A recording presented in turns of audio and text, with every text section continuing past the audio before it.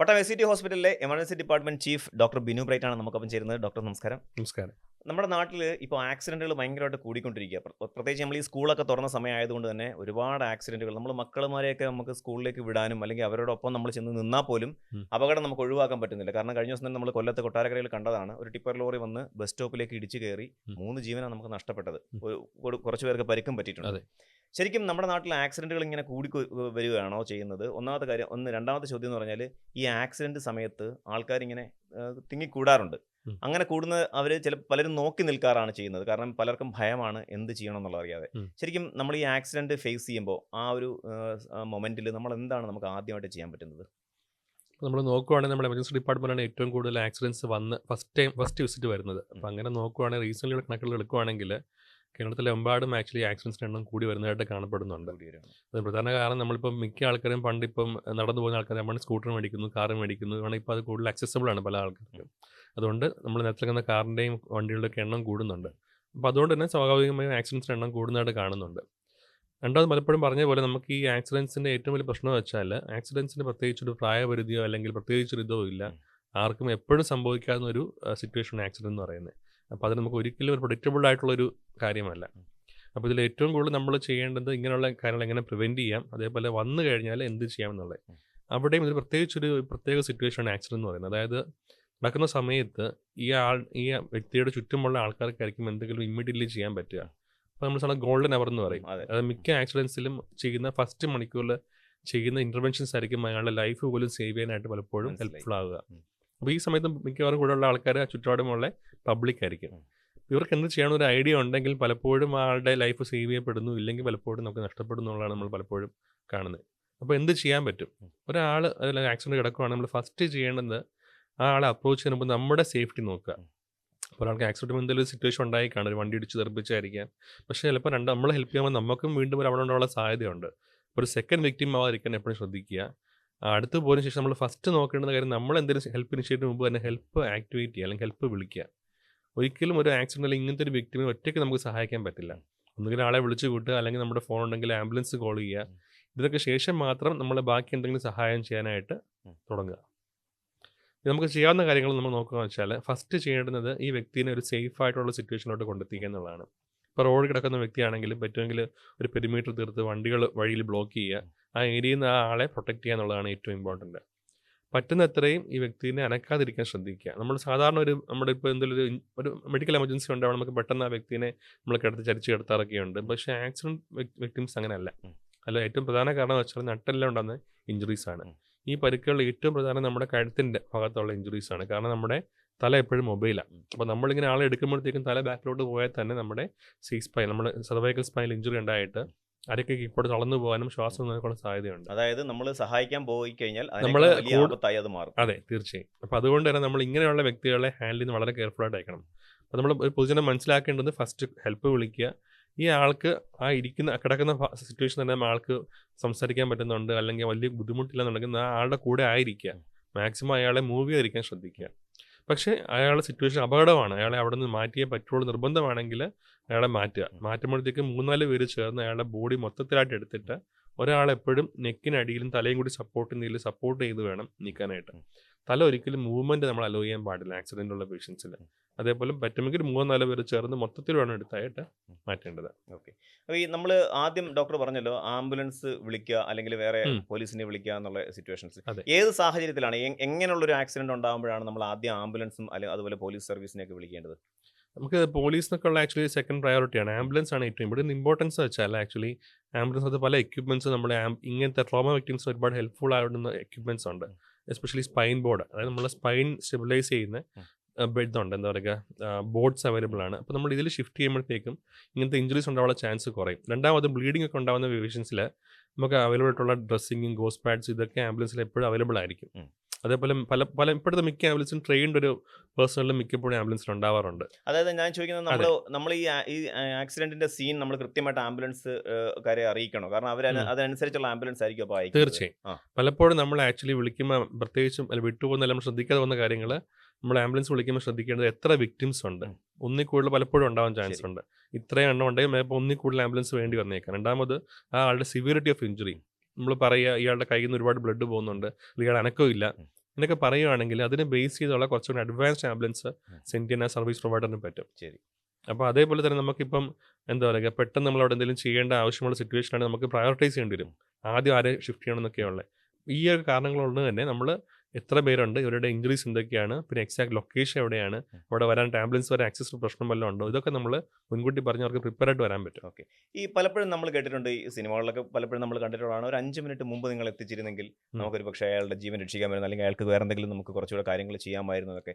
ശരിക്കും പറഞ്ഞാൽ നമ്മൾ ഈ ആൾക്കാർ കണ്ടു നിൽക്കുമ്പോൾ പലരും പാനിക് ആവാറുണ്ട്. ഈ ആക്സിഡന്റ് കാണുന്ന സമയത്ത് ഇപ്പം ഞാനൊക്കെ ആണെങ്കിൽ ഒരു ആക്സിഡന്റ് ആണ്, പെട്ടെന്ന് ഞാനൊന്ന് പാനിക് ആവും. പക്ഷേ എനിക്ക് പെട്ടെന്ന് തന്നെ തിരിച്ച് ആ ഒരു സിറ്റുവേഷനിലേക്ക് എനിക്ക് വരാൻ പറ്റും, ആ സീനിലേക്ക്. കാരണം ഞാൻ ഒരു ഓട്ടോ ഒരിക്കൽ എൻ്റെ മുമ്പിൽ വെച്ചൊരു ഓട്ടോ മറിഞ്ഞപ്പോൾ പെട്ടെന്ന് ആ ഓട്ടോ ഉയർത്താനുള്ളൊരു ഒരു ടെൻഡൻസി എൻ്റെ എനിക്ക് ഉണ്ടായിരുന്നു. അപ്പം ഞാൻ അങ്ങനെ ആ ഓട്ടോ അപ്പം തന്നെ കുറേ ആൾക്കാർ കൂടുകയും ചെയ്തു, ആ ഓട്ടോ ഇങ്ങനെ ഉയർത്തുകയും ചെയ്തു. ആ ഉയർത്തി അതിനകത്ത് കുഞ്ഞ് സ്കൂളിൽ പോകുന്ന എന്തോ കുട്ടികളായിരുന്നു. പെട്ടെന്ന് അവരെ നമുക്ക് രക്ഷിക്കാൻ പറ്റി. ഒന്ന് മറിഞ്ഞെങ്കിലും നമ്മൾ പെട്ടെന്ന് അവരെ നൂത്ത് ചെറിയ ചെറിയ പരിക്കുകളിലൂടെ അവർക്ക് അവരെ രക്ഷിക്കാൻ പറ്റി. ശരിക്കും അങ്ങനെയുള്ള ഒരു സിറ്റുവേഷൻ ഉണ്ടല്ലോ, നമ്മൾ ഈ നിങ്ങളൊരു 5 മിനിറ്റ് മുമ്പ് അല്ലെങ്കിൽ ഒരു 10 മിനിറ്റ് മുമ്പ് നിങ്ങൾ ആശുപത്രിയിൽ നിങ്ങൾക്ക് എത്തിക്കാൻ സാധിച്ചിരുന്നെങ്കിൽ ജീവൻ നമുക്ക് രക്ഷിക്കാമായിരുന്നു എന്ന് പറയുന്ന ഒരു സാഹചര്യം ഉണ്ടല്ലോ. ആ ഒരു സാഹചര്യം എങ്ങനെയാണ് ഉണ്ടാകുന്നത്? നമ്മൾ ആ ഒരു അങ്ങനെ, അതായത് 5 മിനിറ്റ് മുമ്പ് നമുക്ക് എങ്ങനെ ഹോസ്പിറ്റലിൽ എങ്ങനെ എത്തിക്കാൻ പറ്റും? രണ്ട് രീതിയിൽ സംഭവിക്കും. ഒന്ന് വെച്ചാൽ പലപ്പോഴും നമ്മൾ ആക്സിഡന്റ് കഴിയുന്ന ഒരു വിക്ടിം ചിലപ്പോൾ ഇമ്മീഡിയറ്റ്ലി ചിലപ്പോൾ നോർമലായിട്ട് പെരുമാറാൻ ചാൻസ് ഉണ്ട്. പ്രത്യേകിച്ച് കുട്ടികളിൽ നമ്മൾ ആദ്യം ഈ ഒരു ബുദ്ധിമുട്ട് പുറത്ത് കാണില്ല, എസ്പെഷ്യലി ഇന്റേണൽ ഇഞ്ചുറി ഉള്ള ആൾക്കാരിൽ. പെട്ടെന്ന് കുറച്ച് കഴിയുമ്പോൾ ആൾ കൊളാപ്സ് ചെയ്യുന്നു, അപ്പോഴത്തേക്ക് നമ്മുടെ സമയം നഷ്ടപ്പെട്ടിരിക്കും. അതുകൊണ്ട് പ്രത്യേകിച്ച് പറയുന്നത്, ഇങ്ങനെയുള്ള വിക്ടിംസിൽ അത് ഏത് തരത്തിലുള്ള ഇഞ്ചുറി ആണെങ്കിലും ഇമ്മീഡിയറ്റ്ലി ഹോസ്പിറ്റൽ വിസിറ്റ് നിർബന്ധമാക്കുക. അവർക്ക് ഇമ്മീഡിയറ്റ്ലി കുഴപ്പമില്ലെന്ന് തോന്നുവാണെങ്കിൽ പോലും. അതേപോലെ പ്രായമായ ആൾക്കാരിൽ ഇപ്പോൾ ഒരു ഹെഡ് ഇഞ്ചുറി ഒക്കെ ഉണ്ടാവുകയാണ്, ബ്രെയിനകത്ത് ബ്ലീഡിംഗ് കൊണ്ടാണ്. സാധാരണ നമ്മുടെ യങ്സ്റ്റേഴ്സിനെ കാട്ടിയും കൂടുതൽ സമയം എടുത്തതിന് ശേഷം മാത്രമേ ആ സിംറ്റംസ് പുറത്ത് കാണത്തുള്ളൂ. ആ പോയിന്റ് എത്തിക്കഴിഞ്ഞാൽ പിന്നെ ആളെ ജീവൻ രക്ഷിക്കാൻ ബുദ്ധിമുട്ടായിരിക്കും. ഓക്കെ. അപ്പോൾ ഈ ഒരു സിറ്റുവേഷനിൽ നമ്മൾ ആദ്യം ആലോചിക്കുന്ന ഒരു കാര്യം ഫസ്റ്റ് എയ്ഡ് എന്ത് കൊടുക്കാന്നുള്ളതാണ്. പലർക്കും അതിനെക്കുറിച്ച് ഒരു ഐഡിയ ഇല്ല. കാരണം ഫസ്റ്റ് എയ്ഡ് എന്ത് ചെയ്യണം, എങ്ങനെ ചെയ്യണം എന്നുള്ളൊരു ഐഡിയ ഒരാൾക്കും ഉണ്ടാവത്തില്ല. ശരിക്കും നമ്മൾ ഇങ്ങനെ ഒരു സിറ്റുവേഷൻ ഫേസ് ചെയ്യുകയാണെങ്കിൽ നമുക്ക് എന്തുതരം ഫസ്റ്റ് എയ്ഡ് കൊടുക്കാൻ പറ്റും? First thing is do no harm. നമ്മൾ പറഞ്ഞാൽ മാക്സിമം ആളെ അനക്കാതിരിക്കാൻ ശ്രമിക്കുക. ഇതിലിപ്പോൾ ഏറ്റവും സിവിയറസ്റ്റ് എമർജൻസി പറഞ്ഞാൽ കാർഡിയക് അറസ്റ്റ് ആണ്. നമ്മൾ നോക്കുമ്പോഴത്തേക്ക് ആള് ശ്വാസം എടുക്കുന്നില്ല, അനക്കമില്ല. നമുക്ക് പൾസൊക്കെ അറിയണമെങ്കിൽ ചെക്ക് ചെയ്യാൻ അറിയാമെങ്കിൽ നോക്കാം, ഇല്ലെങ്കിൽ നോക്കിയാലും കുഴപ്പമില്ല. ഒരു പേഷ്യൻ്റ് നോർമലായിട്ട് ശ്വസിക്കുന്നില്ല എന്നുണ്ടെങ്കിൽ CPR സ്റ്റാർട്ട് ചെയ്യാം. കാരണം അതിനകത്ത് വേറൊരു ചിന്തിക്കേണ്ട ഒരു ഓപ്ഷൻ പോലും ഇല്ല. CPR സ്റ്റാർട്ട് ചെയ്യുക, നമ്മൾ ഹെൽപ്പിന് ആംബുലൻസ് എന്താ വെച്ചാൽ വിളിക്കുക. പക്ഷേ ഈ പേഷ്യൻ്റ് കോൺഷ്യസ് ആണ്, ആൾക്ക് ബുദ്ധിമുട്ടൊന്നും ഇല്ല എന്നുണ്ടെങ്കിൽ നമ്മൾ ആളുടെ കൂടെ ആയിരിക്കുക എന്നുള്ളതാണ്. പിന്നെ എക്സ്റ്റേണൽ ഇഞ്ചുറീസ് എന്തെങ്കിലും ഉണ്ടെങ്കിൽ നമ്മൾ ആക്ച്വലി അവിടെ അവൈലബിൾ ആയിട്ടുള്ള മെറ്റീരിയൽസ് വെച്ച് നമുക്ക് ആക്ച്വലി ആ ബ്ലീഡിങ് സ്റ്റോപ്പ് ചെയ്യാൻ ശ്രമിക്കാം. അതിന് ഏറ്റവും സിംപ്ലസ്റ്റ് ടെക്നിക് പ്രഷർ ബാൻഡേജിങ് എന്ന് പറയും. നമ്മുടെ കയ്യിൽ കർച്ചീഫ് എന്തെങ്കിലും ഉണ്ടെങ്കിൽ നമ്മുടെ മുറിവിനെ പുറത്ത് വെച്ചിട്ട് നല്ല അമർത്തി പിടിക്കുക. അപ്പോൾ ആക്ച്വലി പലപ്പോഴും നമുക്ക് വരുന്ന മിസ്റ്റേക്ക്, അപ്പോൾ നിങ്ങൾക്ക് അറിയാത്തൊരു കാര്യം വെച്ചാൽ, നമ്മൾ ബ്ലീഡിങ് ഒന്ന് നമ്മൾ ഒരു പാഡ് വെച്ച് സ്റ്റോപ്പ് ചെയ്യുമ്പോഴത്തേക്കും ബ്ലീഡിങ് നിൽക്കുന്നില്ലെന്നുണ്ടെങ്കിൽ നമ്മൾ എടുത്തു നോക്കും ബ്ലീഡിങ് നിൽക്കുന്നുണ്ടോ എന്ന് അറിയാനായിട്ട്. അത് ആക്ച്വലി ഗുണത്തേക്കാൾ കൂടി ദോഷമായിരിക്കും ചെയ്യുക. അപ്പോൾ അതിന് പുറത്ത് വീണ്ടും എക്സ്ട്രാ തുണി ആഡ് ചെയ്യുക. ഒരിക്കലും വച്ച മെറ്റീരിയൽ അവിടെ നിന്ന് എടുക്കാൻ പാടില്ല. നമ്മൾ ഒന്നിന് മുകളിൽ ലെയറായിട്ട് ആഡ് ചെയ്യുന്നതല്ലാതെ ഫസ്റ്റ് വച്ച മെറ്റീരിയൽ ഒരിക്കലും എടുക്കാൻ പാടില്ല. അത് ഫുൾ ബ്ലഡ് സോക്ക് ആയാൽ പോലും. ശരി, ഓക്കെ. ഇത് വെച്ച് നമ്മൾ ടൈറ്റായിട്ട് ഡ്രസ്സ് ചെയ്യുക, അല്ലെങ്കിൽ ഇങ്ങനെ പിടിച്ചോണ്ടിരിക്കുക, ആംബുലൻസോട് ഷിഫ്റ്റ് ചെയ്യുക. സപ്പോസ് കണ്ടിന്യൂസ്ലി ബ്ലീഡ് ചെയ്യാണ്, നിൽക്കുന്നില്ല എന്നുണ്ടെങ്കിൽ നമുക്ക് വേണമെങ്കിൽ ഒരു കർച്ചീഫോ അല്ലെങ്കിൽ കയറെന്തെങ്കിലും ഉപയോഗിച്ച് നമുക്ക് വേണമെങ്കിൽ തൊട്ട് മുകളിലത്തെ ഭാഗത്തായിട്ട് ഇതൊക്കെ കെട്ടിയാൽ പോലും ട്രോമയുള്ള പേഷ്യൻസിൽ കുഴപ്പമില്ല. അതായത് ബ്ലീഡിങ് സ്റ്റോപ്പ് ചെയ്യാൻ വേണ്ടിയിട്ട്. കാരണം രക്തം വാർന്നു പോയാൽ പിന്നെ ആക്ച്വലി ആൾക്ക് ജീവൻ വരെ നഷ്ടപ്പെട്ടേക്കാം. അതുകൊണ്ട് നമുക്ക് ആ സമയത്ത് ഒരു നല്ല ടൈറ്റായിട്ട് നമുക്ക് അതിന് തൊട്ട് മുകളിലത്തെ ഭാഗത്ത് കെട്ടി വയ്ക്കുവാണെങ്കിൽ നമുക്ക് ആക്ച്വലി അത് ഹെൽപ്ഫുൾ ആയിരിക്കും ഇങ്ങനെയുള്ള ആൾക്കാരിൽ. ഈ ഡോക്ടർ നേരത്തെ പറഞ്ഞു, നമ്മളിപ്പോൾ ഒരു പേഷ്യൻറ്റിന് അല്ലെങ്കിൽ ഒരു ആക്സിഡന്റ് വിക്ടിമിനെ നമ്മൾ നേരെ ആംബുലൻസിലേക്ക് ഷിഫ്റ്റ് ചെയ്യണമെന്ന് പറഞ്ഞു. ശരിക്കും നമ്മൾ ചില സിറ്റുവേഷൻസിൽ നമ്മൾ കാണുന്ന ഒരു കാര്യം എന്ന് പറഞ്ഞാൽ, ആ സമയത്ത് ചിലപ്പോൾ ആംബുലൻസ് പെട്ടെന്ന് വരണമെന്നില്ല. അപ്പോൾ ഇയാൾ ഇവിടെ കിടന്നിട്ട് ഇയാൾക്ക് ബ്ലഡ് ചിലപ്പോൾ നഷ്ടപ്പെടുന്നുണ്ടാവാം, അല്ലെങ്കിൽ അയാൾ ചിലപ്പോൾ കോൺഷ്യസ് ആയിരിക്കത്തില്ല. അപ്പോൾ ഇത്തരം സിറ്റുവേഷൻ നമ്മൾ എന്താ ചെയ്യുന്നത്, നമ്മൾ പെട്ടെന്ന് അടുത്ത് കാണുന്ന ഒരു വണ്ടി, ഏത് ഓട്ടോ അല്ലെങ്കിൽ കാർ, നമ്മുടെ ഏതെങ്കിലും ഒരു കാറോ ഏതെങ്കിലും ഓട്ടോറിക്ഷ കിട്ടുമെങ്കിൽ നമ്മൾ അതിനകത്ത് നേരെ വാരി വലിച്ചിട്ട് നമ്മൾ നേരെ ഹോസ്പിറ്റലിലോട്ട് കൊണ്ടുപോവുക ചെയ്യുന്നത്. ശരിക്കും അതൊരു ശരിയായ രീതിയാണോ? ഏത് ടൈപ്പ് ആക്സിഡന്റ് ഉണ്ടാകുന്ന സമയത്താണ് നമ്മൾ ഈ നമ്മുടെ പ്രൈവറ്റ് വാഹനങ്ങളിൽ കൊണ്ടുപോകാൻ പറ്റുന്നത്? അതെ, അപ്പോൾ നമ്മൾ ആക്ച്വലി റെക്കമെൻഡ് ചെയ്യുന്നത് എപ്പോഴും ആംബുലൻസസ് തന്നെയാണ്. കാരണം ഈ നേരത്തെ പറഞ്ഞ അഡ്വാൻറ്റേജസ് കാരണം. പക്ഷേ നമ്മളിപ്പോൾ ആംബുലൻസ് ഈ ആക്സിഡന്റ് നടക്കുന്ന സമയത്ത് പെട്ടെന്ന് ഒരു ആംബുലൻസ് എത്താനുള്ള സാധ്യത കുറവാണ്. നമുക്ക് പെട്ടെന്ന് വിളിച്ചാൽ മിക്കവാറും 1/2-3 മണിക്കൂർ എടുക്കും. പക്ഷേ ഇയാളുടെ കണ്ടീഷൻ വളരെ പെട്ടെന്ന് മോശമായിരിക്കുകയാണെങ്കിൽ നമുക്ക് ആക്ച്വലി നമ്മുടെ അവിടെ ഉള്ള വണ്ടിയിൽ നമുക്ക് ഷിഫ്റ്റ് ചെയ്യാൻ ശ്രമിക്കാം. അപ്പോൾ അങ്ങനെ ഷിഫ്റ്റ് ചെയ്യേണ്ട ഡിസിഷൻ എടുക്കുന്നത് തന്നെ ഏറ്റവും മെയിൻലി ആംബുലൻസിൻ്റെ അവൈലബിലിറ്റിയുടെ സമയം അനുസരിച്ചായിരിക്കും. രണ്ടാമത് നമ്മൾ ഷിഫ്റ്റ് ചെയ്യുകയാണെങ്കിൽ ഏറ്റവും ഇമ്പോർട്ടൻറ്റ് നോക്കണം, മാക്സിമം ആളെ നൂത്ത് കിടത്താൻ നോക്കുക. നമ്മൾ മറ്റേ ചെയർ ബാക്കിലോട്ട് ഇട്ടിട്ടോ അല്ലെങ്കിൽ ബാക്കിൽ 3-4 പേര് ഇരുന്നിട്ടോ ആളെ നേരെ ഇരുത്തിയിട്ട് കൊണ്ടുവന്ന് നോക്കുക. അങ്ങനെ വണ്ടി യാത്ര ചെയ്യുമ്പോൾ തന്നെ ആക്ച്വലി നമ്മൾ ആളെ ബോഡി എന്നിട്ട് കവർ ചെയ്യാൻ ശ്രദ്ധിക്കണം. കാരണം തണുപ്പ് ഒരു ഇമ്പോർട്ടൻറ്റ് എലമെൻ്റ് ആണ്. കാരണം ബോഡി തണുപ്പ് കൂടുവാണെങ്കിൽ ബ്ലീഡിങ് കൂടാനുള്ള ചാൻസ് വളരെ കൂടുതലാണ്. അപ്പോൾ ബോഡി എന്നിട്ട് കവർ ചെയ്യുക, സ്ട്രെയിറ്റ് ആയിട്ട് കിടത്തുക, ആക്റ്റീവ് ബ്ലീഡിംഗ് ഉള്ള ഏരിയ ഉണ്ട്, നേരത്തെ പറഞ്ഞ പോലെ എന്തെങ്കിലും മെറ്റീരിയൽ വെച്ചിട്ട് അടച്ചു പിടിച്ച് അത് ആക്ച്വൽ ബ്ലീഡിങ് കൺട്രോൾ ചെയ്യാൻ നോക്കുക. ഇത്രയും മാത്രം ചെയ്യുക, എത്രയും പെട്ടെന്ന് കൊണ്ടുപോകുക. പിന്നെ ഏറ്റവും ഇമ്പോർട്ടൻറ്റ്, നമ്മൾ വണ്ടി യാത്ര ചെയ്യുമ്പോഴും തല മൂവ് ചെയ്യുന്നത് അവോയ്ഡ് ചെയ്യുക. അപ്പോൾ ഒരാൾ എപ്പോഴും തലയുടെ സൈഡിൽ സപ്പോർട്ട് പിടിച്ചുകൊണ്ടിരിക്കുക. ഡോക്ടർ, നമ്മൾ എപ്പോഴും കേട്ടിട്ടുണ്ട്, അതായത് ഈ ഹെൽമെറ്റും സീറ്റ് ബെൽറ്റും ധരിച്ചു കഴിഞ്ഞാൽ, അത് MVDs എപ്പോഴും പറയുന്ന കാര്യമാണ്, ഹെൽമെറ്റും സീറ്റ് ബെൽറ്റും ധരിച്ചു കഴിഞ്ഞാൽ നിങ്ങൾക്ക് വലിയ പരിക്കുകളില്ല, അല്ലെങ്കിൽ നിങ്ങളുടെ ജീവൻ നിങ്ങൾക്ക് നഷ്ടപ്പെടില്ല എന്നൊരു കോൺസെപ്റ്റ് ഉണ്ട്. ശരിക്കും ഈ ഹെൽമെറ്റും അല്ലെങ്കിൽ സീറ്റ് ബെൽറ്റും ഒക്കെ നമ്മുടെ ജീവൻ നന്നായിട്ട് ശരിക്കും രക്ഷിക്കുന്നുണ്ടോ? ആക്ച്വലി ഹെൽമെറ്റും സീറ്റ് ബെൽറ്റും ഇടുന്നത് ഒരു പരിധി വരെ ജീവൻ രക്ഷിക്കാനുള്ള സാധ്യത കൂട്ടുന്നുണ്ട്. എന്നാൽ ഒരു പരിധി കഴിയുമ്പോഴത്തേക്ക് ഇവൻ അതുപോലും ഡേഞ്ചർ ആവുന്ന സിറ്റുവേഷൻസും ഉണ്ട്. അതെ, ഞാൻ കേട്ടിട്ടുണ്ട്, അതുകൊണ്ടാണ് ഞാൻ ചോദിച്ചത്. അപ്പോൾ അതിൽ ഹെൽമെറ്റിന്റെ കാര്യം പറയുകയാണെങ്കിൽ ഏറ്റവും ഇമ്പോർട്ടൻറ്റ് കാര്യം പ്രോപ്പറായിട്ടുള്ള ഹെൽമെറ്റ്, നല്ല ക്വാളിറ്റിയുള്ള helmet including the head strap, അത് ഇട്ട് പ്രോപ്പർ ഇടുവാണെങ്കിൽ അതായത് നമ്മള് ഹാഫ് ഹെൽമെറ്റ് ഇട്ട് കഴിഞ്ഞാൽ കുഴപ്പമുണ്ടോ? ഇല്ല, അത് മറ്റേ ചട്ടി പോലുള്ള ഹെൽമെറ്റ് ഇടുന്നത് ആക്ച്വലി അതുകൊണ്ട് വലിയ ഉപയോഗമൊന്നുമില്ല. കംപ്ലീറ്റ്ലി കവർ ചെയ്യുന്ന വിത്ത് ഹെഡ് സ്ട്രാപ്പ് ഉള്ള ഹെൽമെറ്റ് ഇടുവാണെങ്കിൽ തന്നെ നമുക്ക് ആക്ച്വലി ജീവൻ നഷ്ടപ്പെടുന്ന വരെയുള്ള ഒരു എമർജൻസി അവോയ്ഡ് ചെയ്യാൻ പലപ്പോഴും പറ്റും. അതേപോലെ സീറ്റ് ബെൽറ്റിന്റെ കൂടെ തന്നെ എയർ ബാഗ് ഉള്ള വണ്ടി യൂസ് ചെയ്യുക. ഇതെല്ലാം ഉണ്ടെങ്കിൽ തന്നെ ഒരു പരിധി വരെ നമുക്ക് ആക്ച്വലി സേവ് ചെയ്യാൻ പറ്റും പേഷ്യൻസിന്. എന്നാൽ പോലും അത് കംപ്ലീറ്റ്ലി റിസ്ക് പ്രൂഫ് ആണെന്ന് വെച്ചാൽ അല്ല, പക്ഷേ അത് ഉപയോഗിക്കുന്നതിനെക്കാട്ടിലും ഭേദം ഉപയോഗിക്കുന്നതാണ്. ഓക്കെ ഡോക്ടർ, അതുപോലെ നമ്മൾ ഈ റോഡിൽ ഇറങ്ങുമ്പോഴത്തേക്കിന് പലരും ഈ വാഹനങ്ങൾ എടുത്തുകൊണ്ട് ചീറിപ്പായുകയും, അല്ലെങ്കിൽ നമ്മൾ പതുക്കെ പോയാലും ഏതെങ്കിലും ഒരു വണ്ടി വന്ന് നമ്മളെ ഇടിക്കുക. നമ്മൾ ചിലപ്പോൾ ഒരു പക്ഷേ ഏറ്റവും സ്ലോ ആയിട്ട് 40 സ്പീഡിലായിരിക്കും നമ്മൾ പോകുന്നത്. പക്ഷെ നമ്മൾ പോലും അറിയാതെ ചിലപ്പോൾ വശന്നോ അല്ലെങ്കിൽ ഏതെങ്കിലും സൈഡിൽ നിന്നോ ആരെങ്കിലും കൺട്രോൾ കയ്യിൽ നിന്ന് പോയി കഴിഞ്ഞാൽ, വണ്ടിയുടെ കാര്യമാണ്, നമുക്കൊന്നും പറയാൻ പറ്റത്തില്ല. ഒരു വണ്ടിയുടെ കൺട്രോൾ കയ്യിൽ നിന്ന് പോയി കഴിഞ്ഞാൽ നേരെ വന്ന് നമ്മളെ ഇടിക്കും. അതുകൊണ്ട് നമ്മൾ ഈ റോഡ് സേഫ്റ്റി എന്ന് പറയുന്ന സാധനം നമ്മൾ സുരക്ഷിതമായിട്ട് വണ്ടി ഓടിച്ചാലും ആക്സിഡന്റുകൾ ഒരിക്കലും നമ്മളെ തേടി വരാതിരിക്കില്ല. നമുക്ക് അങ്ങനെയുള്ള സിറ്റുവേഷൻ ഒഴിവാക്കാൻ ശരിക്കും പറ്റുമോ? ഇതിൽ മനസ്സിലാക്കണം, പലപ്പോഴും ഈ ആൾക്കാർ ഓവർ സ്പീഡിങ് അല്ലെങ്കിൽ അങ്ങനെ ചെയ്യുന്നതിൻ്റെ മെയിൻ ഉദ്ദേശം അവരുടെ സ്കില്ലുള്ള കോൺഫിഡൻസ് ആണ്. പക്ഷെ അതൊരിക്കലും നമ്മൾ ശ്രദ്ധിക്കുന്ന കാര്യം നമ്മുടെ മറ്റേ സൈഡിലുള്ള അത്രയും കോൺഫിഡൻസ് ഉള്ള നിർബന്ധമില്ല. അപ്പോൾ ആക്സിഡൻസ് ഉണ്ടാകുന്ന നമുക്ക് രണ്ട് പാർട്ടീസ് ഇൻവോൾവ് ആകുമ്പോഴാണ്. അപ്പോൾ അതുകൊണ്ട് ഒരിക്കലും നമ്മുടെ എന്താ പറയുക സ്കില്ലിനെയോ കഴിവിനെയോ ഓവർ ജഡ്ജ് ചെയ്തുകൊണ്ട് ഈ റാഷ് ഡ്രൈവിംഗ് ഒക്കെ ഒഴിവാക്കുകയാണെങ്കിൽ തന്നെ ഒരു പരിധി വരെ ഇത് ചെയ്യാൻ പറ്റും.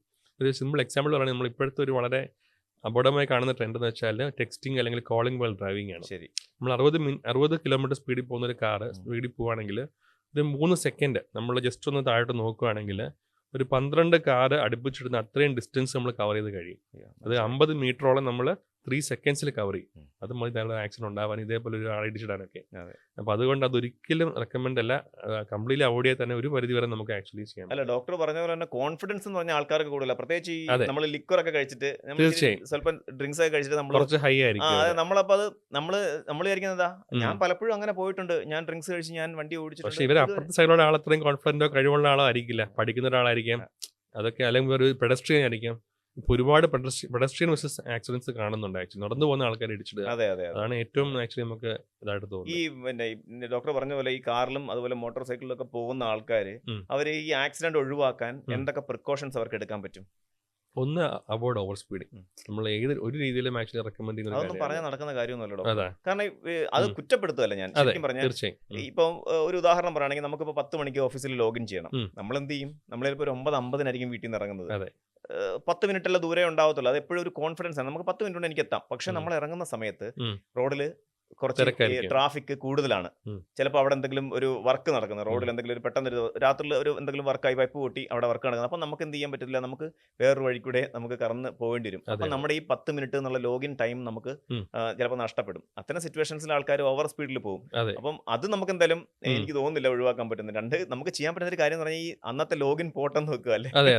അല്ല, ഇങ്ങനത്തെ കുറച്ച് കാര്യങ്ങൾ നമ്മുടെ നമ്മുടെ മാനേജ്മെന്റ് അല്ലെങ്കിൽ ആ വർക്ക് ചെയ്യുന്ന ഇൻസ്റ്റിറ്റ്യൂഷൻസ് കുറച്ചൊന്ന് അവെയർ ആവുകയാണെങ്കിൽ കുറേയൊക്കെ നമുക്ക് കൺട്രോൾ ചെയ്യാൻ പറ്റും. അല്ല, അതിനകത്ത് രണ്ട് കാര്യങ്ങളുണ്ട്. കാരണം നിനക്ക് ഇച്ചിരി 10 മിനിറ്റ് മുമ്പേ ഇറങ്ങിക്കൂടെ എനിക്ക് അറിയാവുന്ന ഒരു തീർച്ചയായും, കാരണം എനിക്കറിയുന്ന സിറ്റുവേഷൻ ഞാൻ കേട്ടിട്ടുണ്ട്. ഒരു ഹോസ്പിറ്റലിൽ ആക്ച്വലി ഇതേപോലെ നമ്മൾ ലോഗിൻ ടൈം കറക്റ്റ് ഒരു 5 മിനിറ്റ്സ് ലേറ്റ് ആയ ഹാഫ് ഡേ കട്ട് ചെയ്യുമ്പോഴത്തേക്ക് ആക്ച്വലി അവിടെ ആക്സിഡൻസ് നിരന്തരം ഉണ്ടാകാൻ തുടങ്ങി.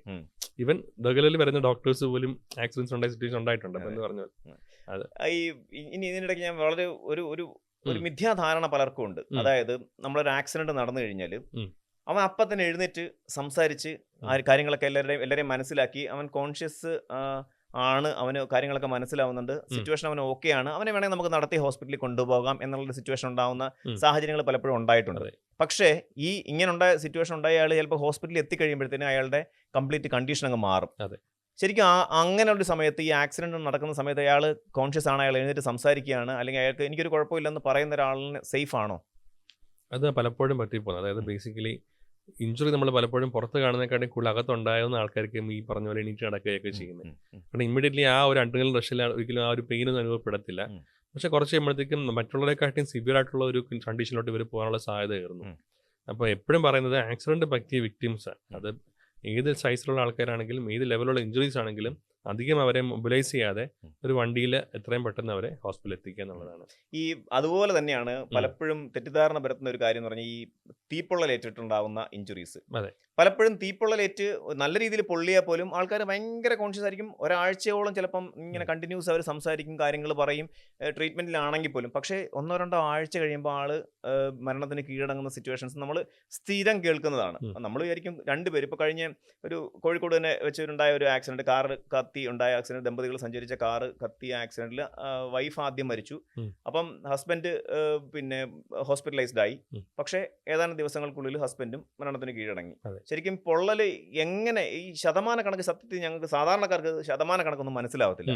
ഈ പൊള്ളലേറ്റ് കഴിഞ്ഞാൽ എങ്ങനെയാണ് ആൾക്കാർ മരണത്തിന് കീഴടങ്ങുന്നത്? ശതമാനം നമ്മൾ ആക്ച്വലി നമ്മൾ ഡോക്ടേഴ്സ് നമ്മൾ ഡോക്യുമെന്റ് ചെയ്യാനൊക്കെ ഉപയോഗിക്കുന്ന ഒരു കണക്കാണ്. പക്ഷെ അതിനെക്കാട്ടി അപ്പുറം ഇതിലുള്ളത് ഇഞ്ചുറീസ് പല ലെവലിലോട്ട് പോകാം. അപ്പോൾ ഏറ്റവും പ്രധാനം വെച്ചാൽ നമ്മുടെ കോശങ്ങൾ നശിച്ചു പോകുന്നു ഈ ബേൺസ് വരുമ്പോഴത്തേക്കും. പക്ഷേ ഇതിൻ്റെ ടോക്സിൻ സബ്സ്റ്റൻസസും എസ്പെഷ്യലി പല ഇലക്ട്രോലൈറ്റ്സ് വന്നു, പൊട്ടാഷ്യം പോലുള്ള സംഭവങ്ങൾ ബോഡിയിൽ പെട്ടെന്ന് കൂടാനുള്ള സാധ്യതയുണ്ട്. പിന്നെ മസിൽസ് ഡാമേജ് ആകുമ്പോൾ ഉള്ള മസിൽസിൻ്റെ ഡാമേജ് ആയ പാർട്ടിക്കിൾസ് നമ്മുടെ കിഡ്നിയിലൊക്കെ പോയിട്ട് അഫക്റ്റ് ചെയ്യും. പലപ്പോഴും നമ്മൾ കാണുന്ന റാബ്ഡോമൈലിസിസ് എന്ന് പറയുന്നത് നമ്മുടെ മസിൽസ് ഡാമേജ് ആയിട്ട് ഇത് പോയിട്ട് ബോഡിയിലെ പല വൈറ്റൽ ഓർഗൻസിനെ ഡാമേജ് ചെയ്യുന്നു. അപ്പോൾ ഓവർ ടൈം 1-2 ദിവസം കഴിയുമ്പോഴത്തേക്കും പതുക്കെ കിഡ്നി ഫെയിൽ ആവുന്നു, പിന്നെ പതുക്കെ ലിവർ ഫെയിൽ ആവുന്നു, അങ്ങനെ പതുക്കെ മൾട്ടി ഓർഗൻ ഡിസ്ഫങ്ഷനിലോട്ട് പോയിട്ടെങ്കിൽ ഒരു മരണപ്പെടുക. അപ്പോൾ പറഞ്ഞു വരുന്നത് ബേൺസ് നമ്മൾ പുറത്ത് കാണുന്ന മുറിവ് മാത്രമല്ല, ഈ ബേൺസ് കടന്ന വിക്ടിംസിന് പലപ്പോഴും ഇന്റേണലി ഒരുപാട് രീതിയിലുള്ള ഇഞ്ചുറീസ് ഉണ്ടാകുന്നുണ്ട്. അത് ഏതൊക്കെ തരം പൊള്ളലുകളാണ് മരണത്തിന് സാധ്യത കൂടുതലുള്ളത്? അത് തീപ്പൊള്ളലാണോ അതോ ചൂടുവെള്ളം ദേഹത്ത് വീഴുന്ന അങ്ങനെയുള്ള പൊള്ളലുകൾ? ഏത് ടൈപ്പ് പൊള്ളലുകളായിരിക്കും ഏറ്റവും കൂടുതൽ മരണ സാധ്യത കൂടുതൽ? ഇല്ല, അങ്ങനെ പറയുന്നതിനെക്കാട്ടി നമ്മൾ ഏറ്റവും കൂടുതൽ നമ്മളെ ടിഷ്യൂവിനെ അഫക്റ്റ് ചെയ്യുന്ന പൊള്ളലുകളായിരിക്കും.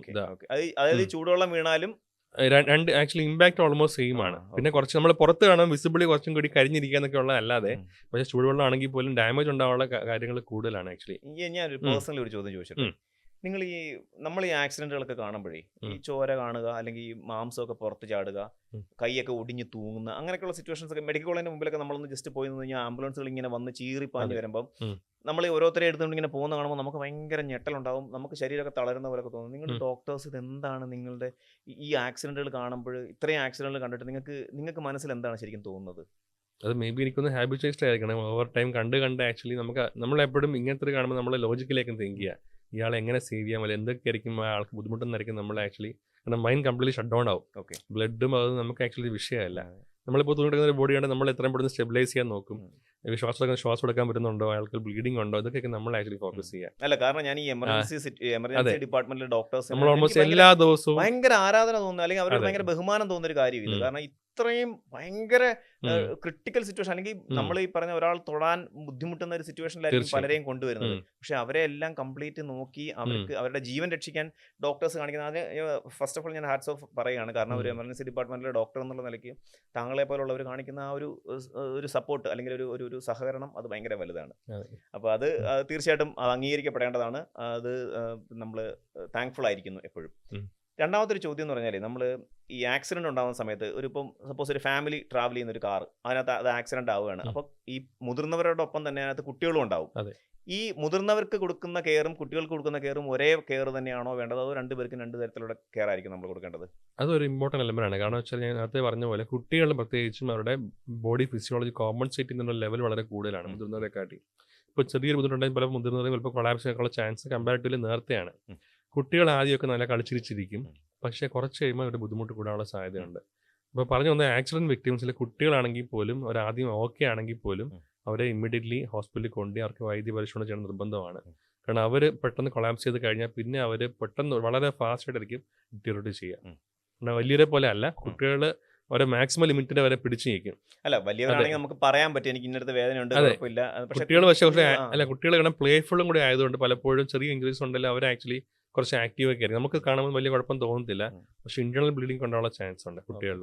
അപ്പോൾ ഞാൻ എൻ്റെ ഒരു കസിൻ ഇതുപോലെ കൊല്ലത്ത് വെച്ച് ഇങ്ങനെ പുള്ളിക്കൊരു ആക്സിഡന്റ് ഉണ്ടായി. പുള്ളിയുടെ കാർ ഒരു ഓട്ടോയ്ക്കകത്ത് തട്ടിയിട്ട് അതിനകത്ത് 3 പേരുണ്ടായിരുന്നു. അതായത് ഹസ്ബൻഡും വൈഫും ഒരു കുഞ്ഞും ഉണ്ടായിരുന്നു. ശരിക്കും സിറ്റുവേഷൻ എനിക്ക് പറയാൻ വലിയ വിഷമമുണ്ട്. കാരണം എന്ന് വെച്ചാൽ ഈ രണ്ടുപേർക്കും പേരൻസിന് രണ്ടുപേർക്കും ഒന്നും സംഭവിച്ചില്ല, കാര്യമായിട്ടൊരു ഇഞ്ചറിയും സംഭവിച്ചില്ല. പക്ഷേ എന്തോ ആ സിറ്റുവേഷൻ ആ കുഞ്ഞിൻ്റെ ജീവൻ ശരിക്കും നഷ്ടപ്പെട്ടു. ആ സമയത്ത് ആ കുഞ്ഞ് അവരുടെ കയ്യിലിരിക്കുമായിരുന്നു. സത്യത്തിൽ ഇങ്ങനെയുള്ള സിറ്റുവേഷൻസിൽ നമ്മൾ ഈ ഓട്ടോറിക്ഷയിലൊക്കെ പോകുമ്പോൾ നമ്മൾ അറിയുന്നില്ല.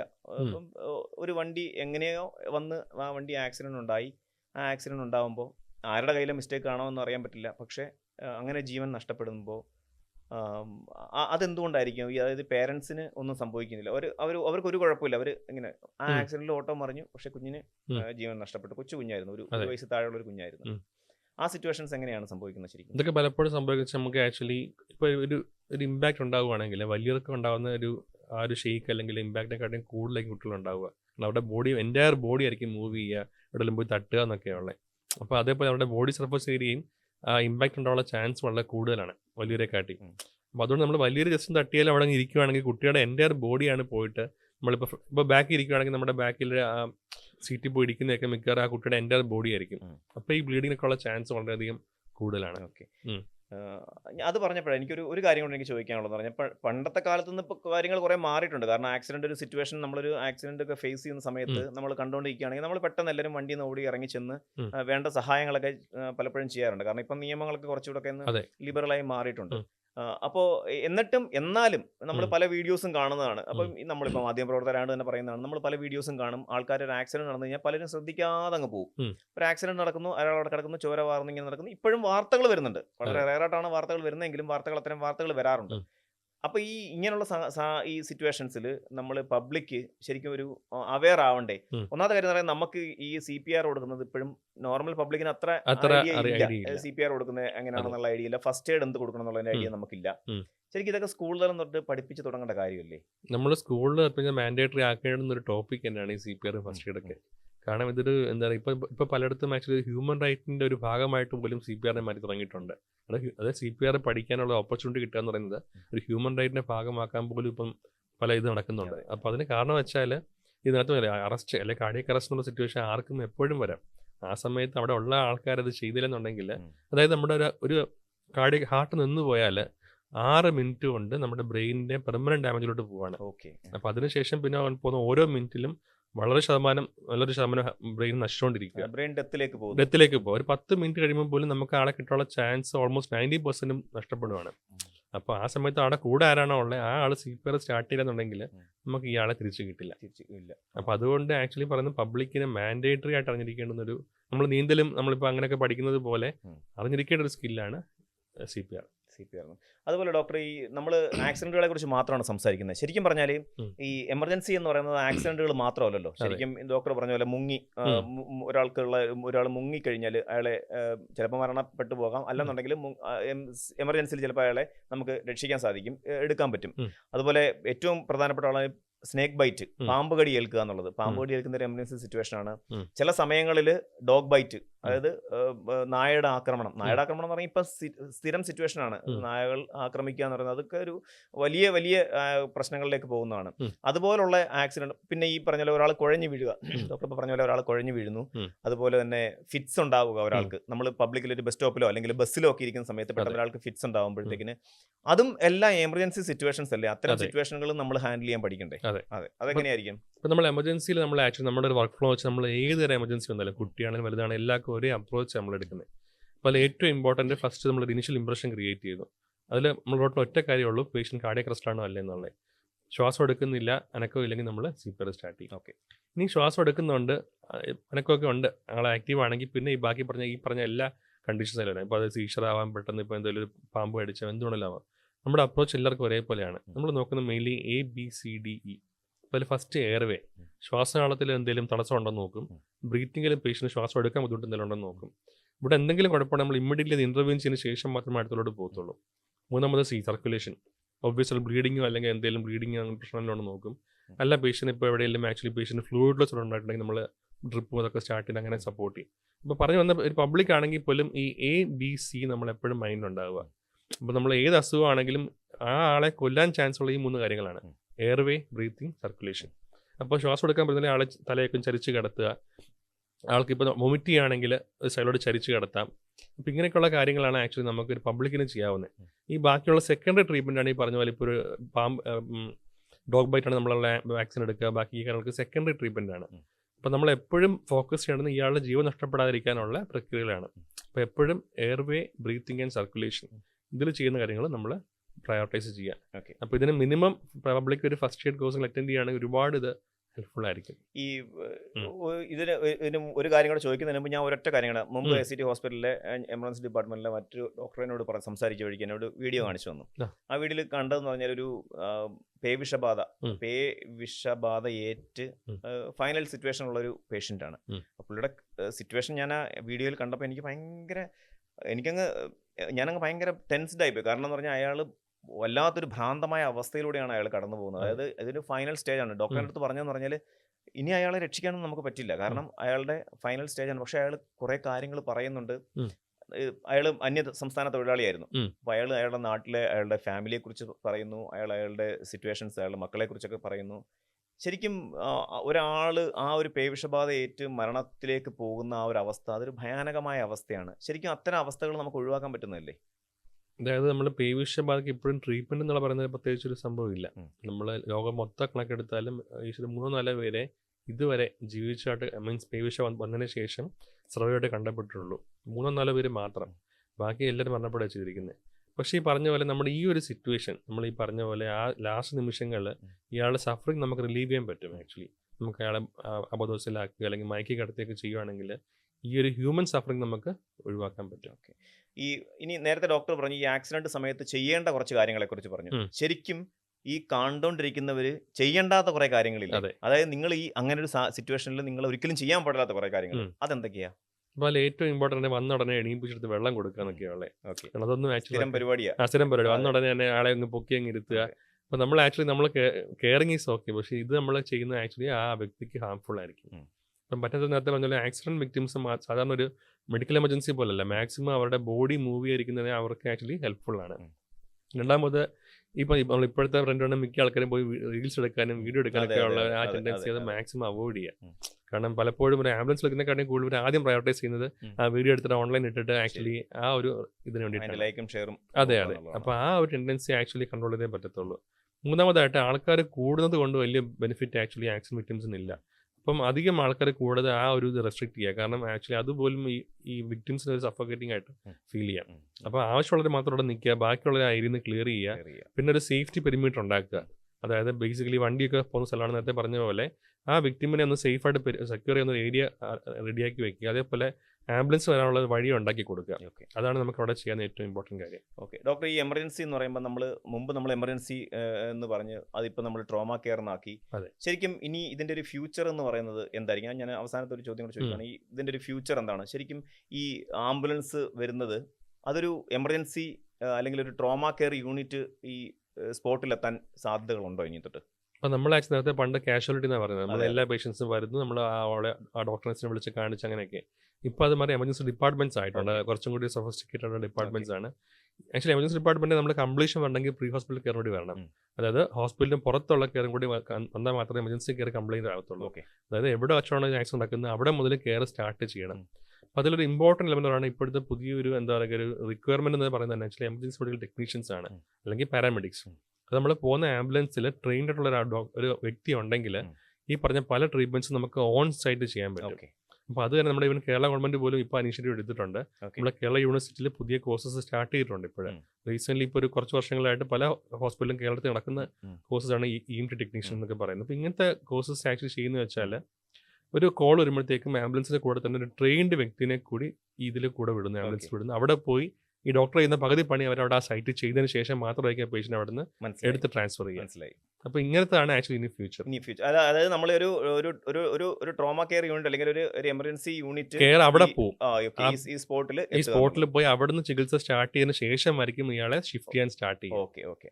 Okay doctor, thank you. ഇനി ഇതുമായിട്ട് ബന്ധപ്പെട്ട് ഇനി പബ്ലിക് അറിയേണ്ട വേറെ എന്തെങ്കിലും കാര്യങ്ങളുണ്ടോ? നമ്മൾ ഈ സംസാരിച്ച അല്ലാതെയുള്ള കാര്യങ്ങൾ എന്തെങ്കിലും അറിയാനുണ്ടോ കൂടുതലായിട്ട്? പ്രധാനമായിട്ടും ഞാൻ പറയാനുള്ളത് ആക്ച്വലി നമ്മൾ ആക്സിഡൻസ് എന്നുള്ളത് നമുക്ക് അവോയ്ഡ് ചെയ്യാൻ പറ്റുന്ന സിറ്റുവേഷൻ അല്ല. അപ്പോൾ ആക്ച്വലി നമുക്ക് അതിനകത്ത് നമ്മുടെ പബ്ലിക്കിൻ്റെ മാത്രമല്ല നമ്മുടെ എൻ്റെ സിസ്റ്റം തന്നെ കുറേയൊക്കെ കാര്യങ്ങൾ ചെയ്യേണ്ടി വരും. നമ്മുടെ ഗവൺമെൻറ് ലെവലിലാണെങ്കിൽ പോലും ഇതിനകത്ത് ഓവർ സ്പീഡിങ് ആക്ച്വലി നമുക്ക് ഒരു പേഴ്സണൽ ലിമിറ്റേഷൻ ആണ്. പലപ്പോഴും പെട്ടെന്ന് ഉണ്ടെന്ന അല്ല ടെൻഡൻസി ഓവർ സ്പീഡിംഗ് ഒന്നും എനിക്ക് തോന്നുന്നില്ല ഡോക്ടർ, അതെ നമുക്ക് കൺട്രോൾ ചെയ്യാൻ പറ്റും. അതെ കാരണം ഓരോ വ്യക്തികളും തീർച്ചയായും. അവരുടേതായ രീതികളിലാണ് റോഡിൽ വണ്ടി അപ്പോൾ അതോടെ ഓടിക്കുന്നത്. നമ്മളിപ്പോൾ ഒരാളത്ത് പറഞ്ഞാലും അയാൾ നാളെ പോലെ അത് ചെയ്യാൻ അല്ല പോകുന്നത് നമ്മൾ ഈഗോ എന്ന് വിശ്വസിക്കാൻ പറയുന്ന സാധനം പറ്റുന്നില്ല. ഭയങ്കര കൂടുതലാണ് ഡോക്ടർ. ഇപ്പൊ അതെ എന്നേക്കാളും മുമ്പേ ഒരുത്തം പോയി കഴിഞ്ഞാൽ, എന്റെ ഉം. പിന്നാലെ വന്നവൻ എന്നേക്കാളും മുമ്പേ പോയി കഴിഞ്ഞാൽ എനിക്ക് ഈഗോ ഉണ്ടായി സ്വാഭാവികമായിട്ട് അവന്റെ മുമ്പേ എത്തുക എന്നുള്ളതാണ്. അതുപോലെ റോഡിൽ ഏതെങ്കിലും ഒരു സിറ്റുവേഷൻസിൽ ഈ ഇടയ്ക്കൂടെ കുത്തി കയറുന്ന കുറെ അതെ ആൾക്കാരുണ്ടല്ലോ, നമ്മളിങ്ങനെ പൊക്കോണ്ടിരിക്കുമ്പോൾ സൈഡിൽ കൂടെ വന്നിട്ട് പെട്ടെന്ന് കയറും. ഉം. അപ്പൊ ഇവരോടൊക്കെ നമുക്ക് തോന്നുന്ന ഒരു ദേഷ്യവും പകയും നമ്മൾ നേരെ ചെന്ന് സ്പീഡിങ്ങിലേക്ക് പോകുക എന്നുള്ളതാണ് അതെ ചെയ്യുന്നത്. അതെ അതിപ്പോ ഞാനായാലും ഏതൊരാളായാലും വണ്ടി ഓടിക്കുമ്പോൾ നമുക്ക് അത് ആ സ്പോട്ടിൽ വരുന്നതാണ്. ചിലപ്പോൾ ഉം. അങ്ങനെ എടുക്കുന്ന ഒരു തീരുമാനമായിരിക്കാം ഈ ഈ ജീവൻ തന്നെ ആക്സിഡൻസിൽ പോയി അപകടത്തിലാക്കുന്നത്. അതെ, പോയി. അപ്പൊ അതൊക്കെ ഒഴിവാക്കുക എന്നുള്ളതാണ് ഇതിനകത്ത് മെയിനായിട്ട് ചെയ്യാനുള്ളത് അല്ലേ? അപ്പോൾ ഇങ്ങനത്തെ കാര്യങ്ങളിൽ ഗവൺമെന്റ് ലെവൽ സപ്പോർട്ട് പല സിസ്റ്റംസും കൊണ്ടുവരേണ്ടി വരും. അതായത് നമുക്ക് ഇങ്ങനെ ഒന്ന് സംഭവിക്കുകയാണെങ്കിൽ തന്നെ എത്രയും പെട്ടെന്ന് ആംബുലൻസ് എത്തിക്കാനുള്ള പല എന്താ പറയുക മെത്തേഡ്സ് നമ്മൾ അറേഞ്ച് ചെയ്യുക. നമുക്കിപ്പോൾ റെസ്പോൺസ് ടൈം അത്യാവശ്യം നേരത്തെ ഒരുപാട് ഇമ്പ്രൂവ് ആയിട്ടുണ്ട്. കാരണം നമ്മളിപ്പോൾ ഒരുപാട് പല ടെക്നോളജീസും യൂസ് ചെയ്തിട്ട് പ്രൈവറ്റും പബ്ലിക് ആംബുലൻസ് എല്ലാം കമ്പൈൻ ചെയ്തുള്ള നമ്പേഴ്സൊക്കെ നമുക്ക് അവൈലബിൾ ആണ് ഇപ്പോഴും. ഓക്കെ, പിന്നെ അത് കുറച്ചും കൂടി നമ്മളൊന്ന് ഇത് ചെയ്യുകയാണെങ്കിൽ തന്നെ നമുക്ക് ആക്സസിബിലിറ്റി കുറച്ച് കിട്ടാനുള്ള ചാൻസ് കൂടുന്നുണ്ട്. രണ്ടാമത് എല്ലാവരും നിർബന്ധമായിട്ടും ഫസ്റ്റ് എയ്ഡും CPR അറിഞ്ഞിരിക്കണം. അപ്പോൾ നമ്മളിപ്പോൾ ഒരു ഓഫീസ് ഇപ്പോൾ ഇൻസ്റ്റിറ്റ്യൂഷൻ ലെവലിലാണെങ്കിലും അതെ, അപ്പോൾ നമ്മൾ അതേപോലെ സ്കൂൾ ലെവലിലാണെങ്കിൽ പോലും ഇത് ട്രെയിൻ ചെയ്യുന്ന പലപ്പോഴും നമ്മുടെ ഫ്യൂച്ചറിന് ഇപ്പോൾ നമുക്ക് എന്തെങ്കിലും പറ്റിയാൽ പോലും സഹായിക്കുന്ന ഒരാളുണ്ടെന്നുള്ളൊരു ഇത് നമുക്ക് ആക്ച്വലി അഷ്യൂർ ചെയ്യാൻ പറ്റും. Okay, thank you doctor, thank ഒരുപാട് യു. കാര്യങ്ങൾ പറഞ്ഞു. Thank you so much. Thank you. കൂടുതൽ വാർത്തകൾക്ക് news 18 Keralam YouTube channel subscribe ചെയ്യുക.